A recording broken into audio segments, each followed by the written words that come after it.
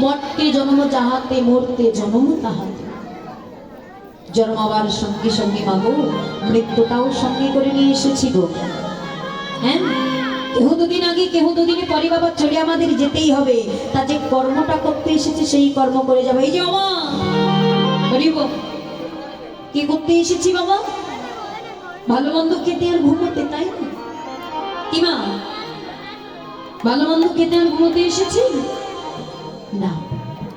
শাস্ত্রে বললেন কৃষ্ণ ভজিবারে তবে সংসারে আইব, মিছি মায়াই বদ্ধ হয়ে বৃক্ষ সম হইব।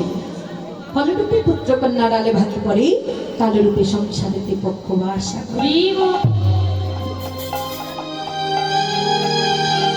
কৃষ্ণ ভজিবার জন্য এই মানব জন্মটা পেলাম বাবা, হরি ভজন করবার জন্য। 84 লক্ষ যেন ভ্রমণ করে তবে না দেব লোক মানব জন্ম। এই ভজনটা ভজনযোগ্য জন্ম পেয়েছি বাবা, আনে কাজে কুকাজে লাগানোর জন্য নয়। হরি বলার জন্ম পেয়েছি। যদি পারো দেহটা গোবিন্দ চরণ সেবায় লাগিয়ে দাও।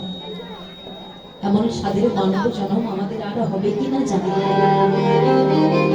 যদি পারো এই হৃদয়ে কৃষ্ণ ভক্তির উদয় করে, কৃষ্ণ প্রেমের উদয় করে, যদি পারো কৃষ্ণ বলে কাদার মতো।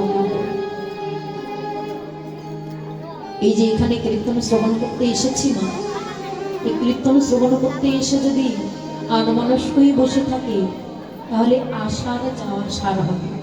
হ্যাঁ, আসার যাওয়া সার হবে, কোনো কিছু নিয়ে যেতে পারবেন না। তাই এসেছি যখন সম্বল করে নিয়ে যেতে হবে। সম্বলটা করে নিয়ে যেতে হবে মা, কুড়িয়ে নিয়ে যেতে হবে।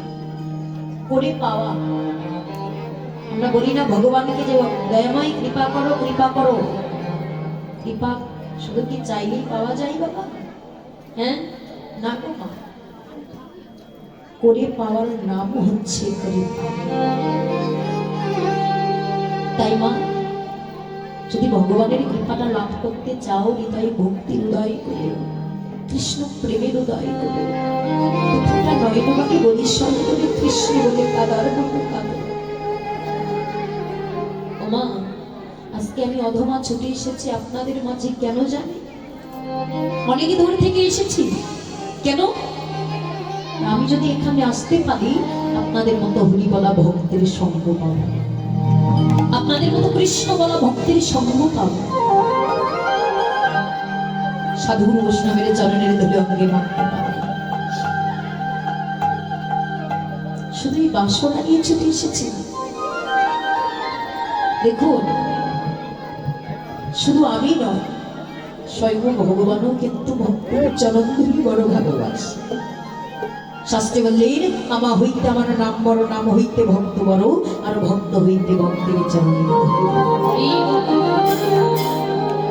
তাই মা আমি এসেছি অনেক দূর থেকে আপনাদের মাঝে, আপনাদের কৃপা পাওয়ার আশা, আপনাদের মতো ভক্তের চরণ ধুলি অঙ্গে মানবার আশা। এই যে আসলে দাঁড়িয়েছি, মনে করবেন যে কোনো এক কীর্তনিয়া দাঁড়িয়েছে না।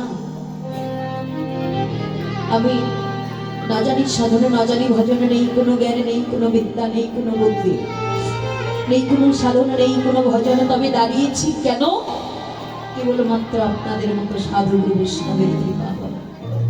শাস্ত্রে বললেন ভক্ত কৃপা করলে নাকি অসাধ্য কেউ সাধন করা যায়।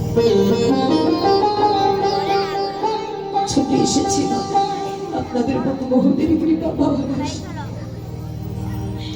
ভগবত গীতায় বললেন মুখম করতি বাচলং মুকুলং গৃহতে গিরিম যতি কৃপা তমহং মন্দি পরমানন্দ মাধব। বললেন যদি ভক্তের কৃপা হয় তবে মাধবের কৃপা হবে। বাবা আপনাদের চরণে একটাই নিবেদন, আপনাদের কিঞ্চিত কিঞ্চিত চরণ ধুলি এই অদমার মস্তকে দিয়ে আশীর্বাদ করবে। এ জন্মে নয়, জন্মে জন্মে আপনাদের মতো সাধু বৈষ্ণবের চরণের ধুলি অঙ্গে মেখে আমার হরি বলার জন্ম ধন্য করতে। তাই আসুন লীলায় প্রবেশ করি। ইতিপূর্বে আপনারা যে লীলাটি শ্রবণ করলেন মা, সেই লীলাটির নাম ছিল গমন গোষ্ঠ লীলা।